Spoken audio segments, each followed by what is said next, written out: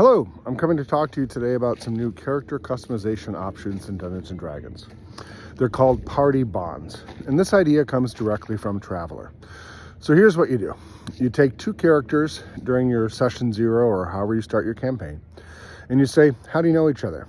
And this is a pretty standard question that people often deal with quite a bit, but the answers aren't always that deep.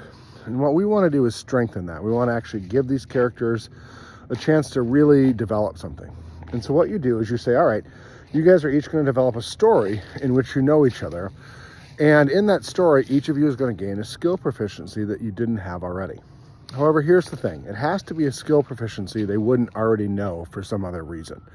So for example, the fighter and the rogue may have worked together a year ago. And the fighter now learns deception as a skill proficiency, which is normally not in their repertoire. This takes a bit of judgment. This is a bit of a sophisticated rule. But what it does is it really gives the players a reason to dig into that story, to come up with a skill they wouldn't otherwise have. And there are a lot of skills in D&D, and generally you only have so many proficiencies, and there aren't a lot of opportunities to pick more up along the way. So this really provides a mechanism to give some more diversity to building characters. And what we do is we say, okay, each person can pick 2 other people to have an experience with.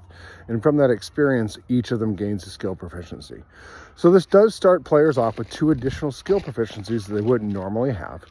But it really gives a depth of background. And when you're playing and you say, wait, fighter, why do you have deception as one of your proficient skills? You say, oh, well, during our backstory, the rogue and I did something. Or to the cleric, who might pick up survival, who was always cloistered away, has survival because he and the monk were doing something prior, or he and the ranger were doing something prior. Give this rule a shot, and what it's really going to do is give your players a chance to find a richness in their game that they wouldn't always have. If you like these ideas, like the video, subscribe, and follow our channel for more. We're putting out content roughly every week to try to give you new ways to make your game more exciting and more fun for you. Thanks a lot. Goodbye for now.